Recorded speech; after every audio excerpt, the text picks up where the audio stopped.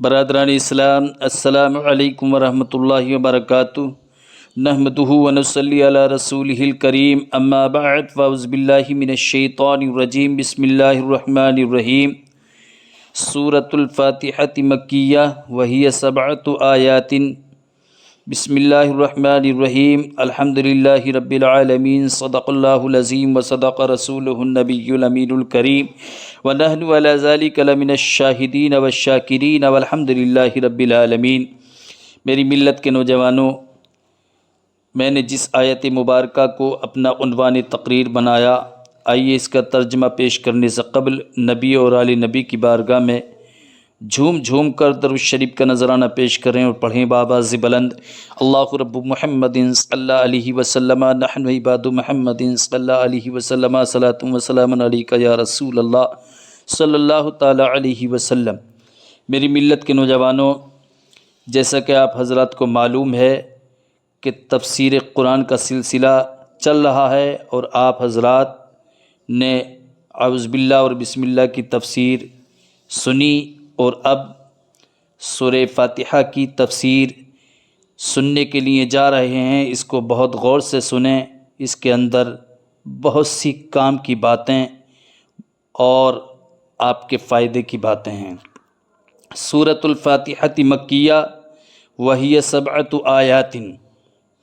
سورہ فاتحہ مکیہ ہے اور وہ 7 آیتیں ہیں۔ سورہ فاتحہ کے متعلق چند باتیں عرض کرنی ہیں۔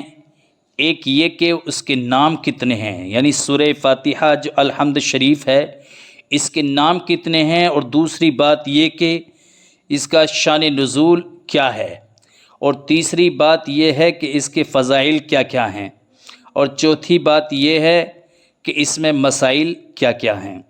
تو ہم سب سے پہلے آپ حضرات کے سامنے سورہ فاتحہ کے نام بیان کرتے ہیں۔ اس کو بہت غور سے سنیں کہ اس سورہ کے یعنی سورہ فاتحہ کے الحمد شریف کے کتنے نام ہیں۔ تو بیان کیا جاتا ہے کہ اس کے کل ٹوٹل نام 20 ہیں۔ کتنے؟ 20 نام ہیں۔ نمبر 1 فاتحہ، نمبر 2 فاتحۃ الکتاب، نمبر 3 ام القرآن، نمبر 4 سورۃ الکنز، نمبر 5 سورہ وافیہ، نمبر 6 سورہ کافیہ، نمبر 7 سورہ شافیہ، نمبر 8 سورہ شفا، نمبر 9 سبع مثانی،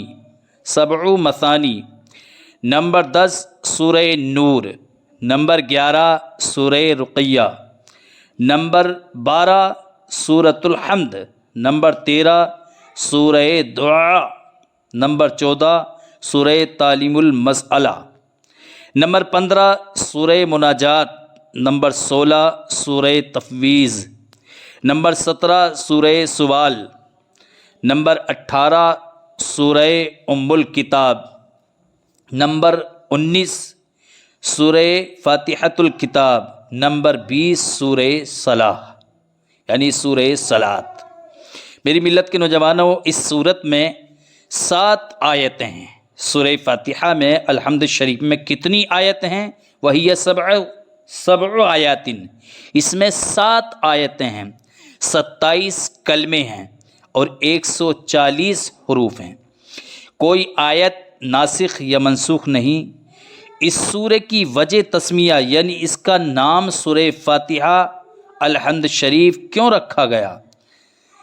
فاتحۃ الکتاب اس لیے کہتے ہیں اس سورہ کو فاتحۃ الکتاب، جو اس کے اتنے 20 نام رکھے گئے ہیں، تو سب کی ڈیٹیل، سب کی تفصیل میں آپ حضرات کی خدمت میں پیش کر رہا ہوں، بہت غور سے سنیں۔ فاتحۃ الکتاب اس کتاب کو، اس سورہ کو اس لیے کہتے ہیں کہ اس سورہ سے قرآن پاک کو شروع کیا جاتا ہے، اور اس لیے کہ بعض روایات کی روح سے سب سے پہلے یہی اتری ہے، اس وجہ سے اس کا نام سورہ فاتحۃ الکتاب ہے۔ دوسری سورۃ الحمد اس کو کیوں کہتے ہیں؟ اس لیے کہتے ہیں کہ اس کے اول میں لفظ الحمد آتا ہے۔ ام القرآن اس کو اس لیے کہتے ہیں کہ ام کے معنی ہیں اصل کے، اور یہ سورہ سارے قرآن پاک کی اصل ہے، اس لیے جس قدر مضامین سارے قرآن شریف میں تفصیل وار ہیں وہ سب اجمالاً یہاں آ گئے ہیں۔ اس کو قرآن پاک سے وہی نسبت ہے جو بیج کو درخت سے ہوتی ہے، کیونکہ بیج میں سارا درخت یعنی پتے، شاخیں، پھل، پھول وغیرہ ہوتا ہے۔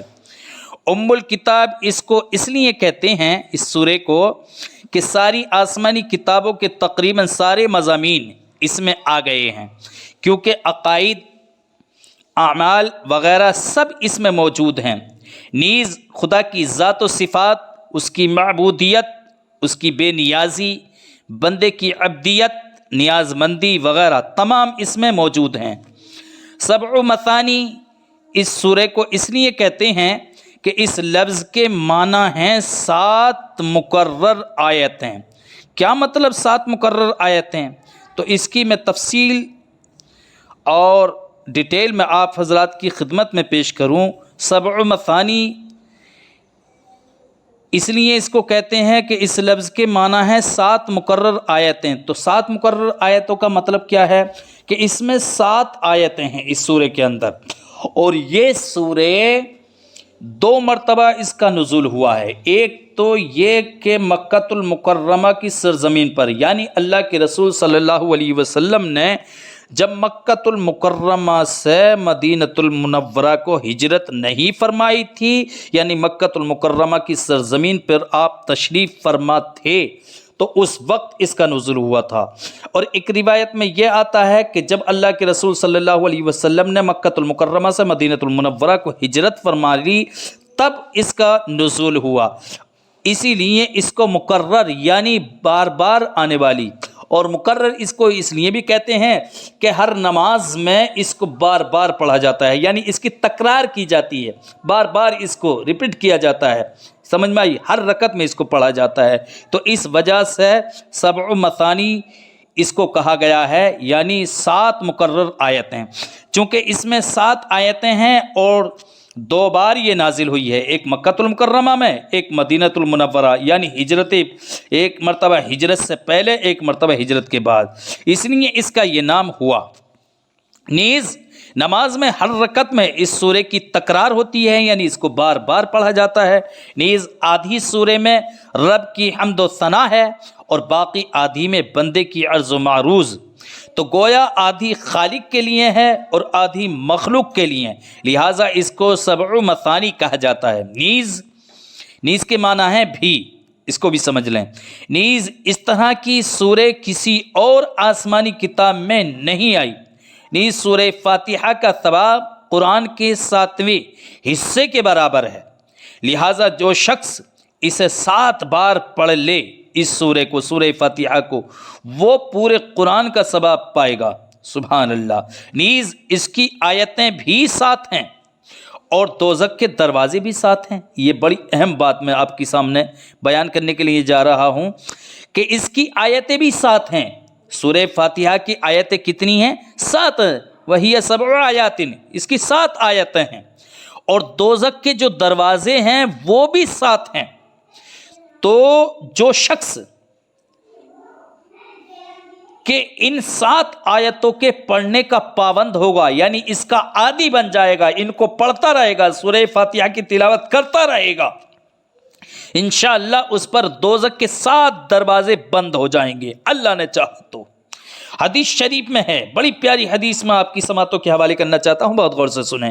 حدیث شریف میں ہے کہ ایک بار جبرائیل امین نے بارگاہ نبوت صلی اللہ علیہ وسلم میں عرض کیا کہ میں آپ کی امت پر دوزخ کے عذاب کا خوف کرتا تھا یا رسول اللہ۔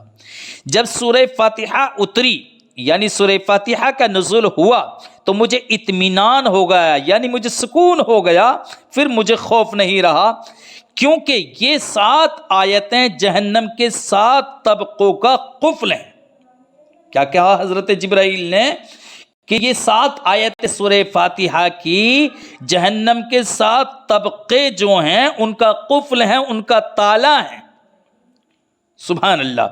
اور اس سورے کا نام سورہ وافیہ کیوں رکھا گیا؟ اس کی وجہ یہ ہے کہ وافیہ کے معنی پورے ہونے والی، اس صورت میں یہ خصوصیت ہے کہ ہر رکعت میں پوری ہی پڑھی جاتی ہے، ہر لفظ پڑھنا واجب ہے۔ دوسری صورتیں اگر 2 رکعت میں آدھی یا کچھ آیتیں کم و بیش پڑھ دی جائیں تو بھی جائز ہوتا ہے۔ اور سورہ کافیہ اس کو اس لیے کہتے ہیں کہ یہ دوسری صورتوں کے بدلے میں کافی ہوتی ہے، لیکن اور کوئی سورہ اس کا بدل نہیں ہو سکتی۔ سورہ شافیہ اس کو اس لیے کہتے ہیں کہ یہ زہر اور صدہا قسم کی بیماریوں کا علاج ہے، یعنی سینکڑوں قسم کی زہر کا علاج اور سینکڑوں قسم کی اسی طرح کی بیماریاں جو ہیں ان تمام کا یہ علاج ہے سورہ فاتحہ، اس لیے اس کو سورہ شافیہ کہا جاتا ہے۔ ایک صحابی نے دیکھا کہ ایک آدمی مرگی کے دورے میں گرفتار ہے، تو اس کے کان میں یہ سورہ پڑھ دی ان صحابی نے، اس کو آرام ہو گیا۔ حضور صلی اللہ علیہ وسلم کی خدمت میں یہ واقعہ عرض کیا گیا تو آقا نے فرمایا یہ سورہ ہر بیماری کی دوا ہے، سبحان اللہ۔ نیز یہ سورت جسمانی اور روحانی تمام بیماریوں کا علاج ہے۔ انشاءاللہ اس کی تحقیق اس کے فوائد میں بیان کی جائے گی۔ سورہ صلاح یعنی سورہ صلاۃ، اس کو اس لیے کہتے ہیں کہ اس کا پڑھنا ہر نماز میں ضروری ہے۔ سورہ سوال اس لیے کہتے ہیں اس سورے کو کہ اس میں بندوں کو حق تعالیٰ سے دعا مانگنے کا مینر طریقہ بتایا گیا ہے کہ جب دعا کرنی ہو تو پہلے خداوند تعالیٰ کی حمد کرے، اپنی محتاجی اور بندگی کا ذکر کرے، پھر اپنی حاجت عرض کرے اور دنیاوی حاجت کے مقابلے میں آخرت کی حاجتیں زیادہ مانگے۔ یہ طریقہ اس میں بتایا گیا ہے، اس لیے اس کا نام سورہ سوال ہے۔ سورہ شکر اور سورہ دعا اس لیے کہتے ہیں اس سورت کو کہ اس میں بندوں کو رب تعالیٰ کا شکر کرنے اور دعا مانگنے کا طریقہ سکھایا گیا ہے وغیرہ وغیرہ۔ اب میں آپ حضرات کے سامنے اس کا شان نزول بیان کرنے کے لیے جا رہا ہوں کہ سورہ فاتحہ کا شان نزول کیا ہے، یہ کہاں نازل ہوئی، کس لیے نازل ہوئی اور کیسے نازل ہوئی، یہ بہت غور سے سنیں۔ اس کے نزول کے بارے میں 3 قول ہیں، 3 روایتیں ہیں۔ ایک یہ کہ یہ مکہ مکرمہ میں ہجرت سے پہلے نازل ہوئی، ایک روایت تو یہ ہے، بلکہ بعض علماء فرماتے ہیں کہ سب سے پہلے سورہ فاتحہ ہی نازل ہوئی ہے، بعض علماء کا کہنا ہے۔ چنانچہ اس کا واقعہ یہ بیان کیا جاتا ہے کہ ایک روز حضور صلی اللہ علیہ وسلم حضرت خدیجہ رضی اللہ تعالی عنہ کے پاس تشریف لائے اور فرمایا کہ جب میں تنہائی میں بیٹھتا ہوں تو غیبی آواز سنتا ہوں کہ کوئی کہتا ہے پڑھو۔ اس کی خبر ورقہ بن نوفل کو دی گئی جو کہ حضرت خدیجہ رضی اللہ تعالی عنہ کے رشتے میں بھائی تھے اور توریت، انجیل اور زبور کے زبردست عالم تھے، وہ سب کچھ جانتے تھے، اللہ کے رسول صلی اللہ علیہ وسلم کی صفات سے بہت اچھی طرح وہ واقف تھے۔ ورقہ نے عرض کیا کہ اب جب کبھی یہ آواز آئے تو آپ اطمینان سے سنتے رہیں۔ آقا سے عرض کی ورقہ بن نوفل نے کہ اب جب بھی یہ آواز آپ کو آئے تو اطمینان اور سکون سے آپ سنتے رہیں۔ چنانچہ پھر یہ ہوا کہ حضرت جبرائیل حاضر خدمت ہوئے اور عرض کیا پڑھیے بسم اللہ الرحمن الرحیم الحمدللہ رب العالمین۔ اس روایت سے معلوم ہوا کہ سب سے پہلے سورہ فاتحہ نازل ہوئی ہے، مگر دوسری روایت سے معلوم ہوتا ہے، اس روایت سے تو یہ معلوم ہوتا ہے کہ سورہ فاتحہ نازل ہوئی ہے سب سے پہلے، دوسری روایت سے معلوم ہوتا ہے کہ سب سے پہلے سورہ اقرا نازل ہوئی ہے۔ بہرحال مختلف روایتیں ہیں، تو یہ اس کا شان نزول تھا جو آپ حضرات کی خدمت میں نے پیش کیا۔ اب بڑی اہم باتیں اسی سے متعلق میں آپ کی خدمت میں پیش کرنے کے لیے جا رہا ہوں، بڑی امپورٹنٹ اور اہم باتیں ہیں جو نوٹ کرنے کے اور یاد کرنے کے قابل ہیں۔ سورت اور آیات 2 قسم کی ہیں۔ سورت اور آیات کتنی قسم کی ہیں؟ 2 قسم کی، ایک تو مکی اور دوسری مدنی، یعنی وہ صورتیں جو اللہ کے رسول صلی اللہ علیہ وسلم کی ہجرت سے پہلے نازل ہوئیں تو وہ مکی کہلائیں، ایک وہ صورتیں جو اللہ کے رسول صلی اللہ علیہ وسلم کی ہجرت کے بعد نازل ہوئیں وہ مدنی کہلائیں۔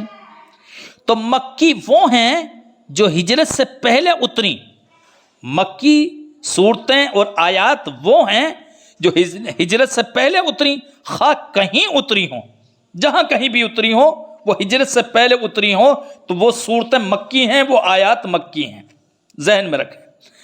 مدنی وہ ہیں جو ہجرت کے بعد اتری، خواہ وہ کہیں اتری ہوں، یعنی وہ صورتیں جو اللہ کے رسول نے مکۃ المکرمہ سے ہجرت فرمائی اور ہجرت فرما کر مدینۃ المنورہ کی سرزمین پر پہنچے، اس کے بعد وہ آیتیں یا وہ صورتیں اتری تو وہ مکی کہلاتی ہیں، وہ مدنی کہلاتی ہیں۔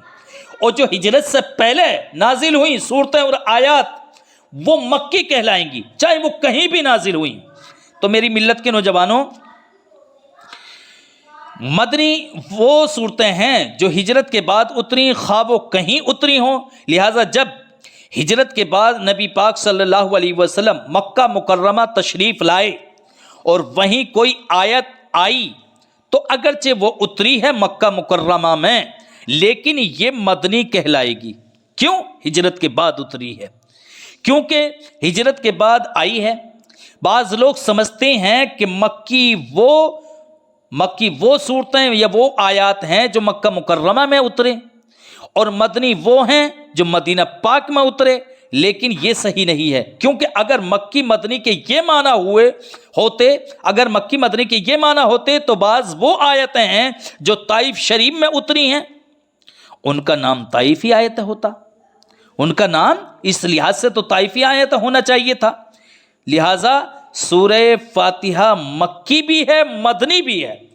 اس سے پتہ چلتا ہے کہ سورہ فاتحہ مکی بھی ہے اور مدنی بھی ہے، کیونکہ ایک مرتبہ اس سورہ فاتحہ کا نزول اس وقت ہوا تھا جب اللہ کے رسول صلی اللہ علیہ وسلم نے ہجرت نہیں فرمائی تھی، مکہ المکرمہ کی سرزمین پر تھے، اور ایک مرتبہ اس وقت اس کا نزول ہوا جب آپ مکہ المکرمہ سے ہجرت فرما کر مدینۃ المنورہ کی سرزمین پر پہنچ چکے تھے۔ تو اس لحاظ سے سورہ فاتحہ مکی بھی ہوئی اور مدنی بھی ہوئی۔ اسی پہ میں اپنی تقریر، اپنا بیان، اپنی تفسیر ختم کرتا ہوں۔ استغفر اللہ ربی من کل ذنب واتوب الیہ وما علینا الا البلاغ المبین۔ السلام علیکم۔